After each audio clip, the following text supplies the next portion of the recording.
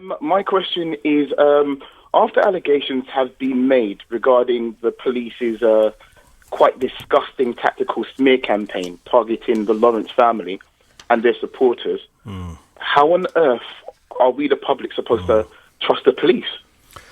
Well, look, Marlon, first thing I'd say is that the police now are very, very different to, the police and the Met, at the time of Stephen Lawrence. Huge changes have been made. A lot of the recommendations of the report after Stephen Lawrence's murder have been implemented. So I do think, I think we've got to be fair to the police. It is a very different organisation now to what it was then. But I mean, as it happens, I spoke to Dwayne Brooks yesterday. He's of course member of your party. Yeah, I've known Dwayne for years. I mean, so just remind the listeners who he is. Dwayne Brooks is the friend of Stephen Lawrence, who was with Stephen Lawrence on the night he was murdered. He's said always, and his lawyers have said for years, that they felt that attempts were being made by somebody somewhere in the police to somehow besmirch his reputation, and that allegation has now been made public. And what has Councillor Brooks said to you? He's a councillor Lewisham, I think. Yeah, and firstly, he doesn't want a public inquiry. He doesn't want any delay. He just wants the truth out there quickly. He's asked me to meet him and his lawyer, so I'm going to be doing that as soon as that can be fixed, to hear from them directly. And I've said to him that, of course, the two inquiries which the Home Secretary confirmed this week will be looking into these allegations will, of course, as a matter of course, be getting in touch with him anyway. He just wants the truth out, and he wants the truth out quickly. He accepts the police have changed, but he thinks, as I do, as I think everybody listening to this radio station believes, that you need the fresh light of the truth, in a sense, to help kind of clear up what did and didn't and happen, and so allow everybody to move on. He also, by the way, made a wider point, which he's made to me for a long time, which is that he still feels, as a young black man, that that the whole issue of stop and search, he feels is still not done as proportionately and fairly as it should be. He totally accepts.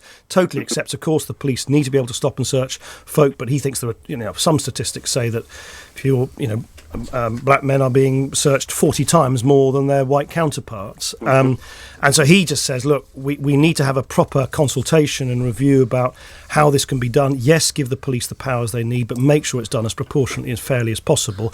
And we've been thinking in government about consulting on exactly this, to sort of gather views, listen to people like Dwayne on this vexed issue of stop and search, and I hope that we can accelerate that and make sure that we publish this consultation as soon as possible. Marlon, back to you. Yeah, well, being a 30-year-old black man myself, I totally agree with what Dwayne says.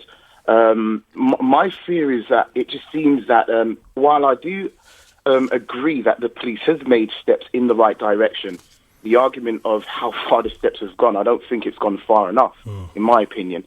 And my fear is that any dissenting voice or any critical voice that seems to show up the relevant powers are, really stand the possibility of being vilified simply for to try to diminish their point. And I think that's just unacceptable. Well, right. Of course it is. But I mean, look, the Metropolitan Police Commissioner, he was on the show here. Yeah, I think he and certainly police officers I know they're just kind of open. They say, look, this is appalling. They are as appalled as anybody. And it is anybody else. Police force 20 years ago. It is 20 years ago. We do. I hear what you say, Marlon, that things have changed. And look, as I said, as Dwayne said, as you said, I think there is this ongoing debate about how do you get the kind of balance right between the police powers and stop and search, and making sure that people feel they're not somehow being over-searched, stopped much disproportionately more than others. But just to pick you up on one thing, you're not that keen on an independent judge-led inquiry. Oh, no, look, both myself and the Prime Minister, he said yesterday, we have an open mind. Yeah, of course, an open mind. I tell you nothing is off the table. Of course, nothing's off the table, and we're not going to, sort of dig our heels in against. But I think that's why I wanted to speak to Dwayne, who I've sort of known for many years and sort of trust a lot. He said, look, we don't want any more delay. And so if these existing reviews are 5 years away, one of the existing inquiries into the police. But it's a snappy. Well, hang on, but I mean, I think the Home Secretary met the QC, Mr. Ellison, and his meeting yesterday. With Lawrence's today. There's nothing stopping these inquiries accelerating their investigation into these latest allegations.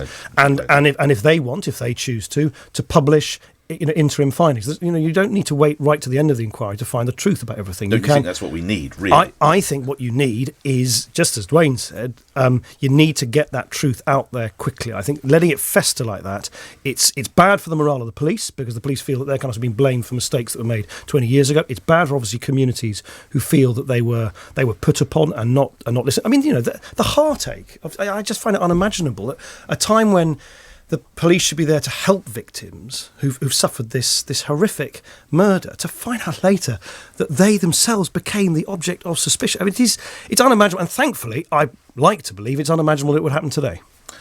Thank you, Marlon.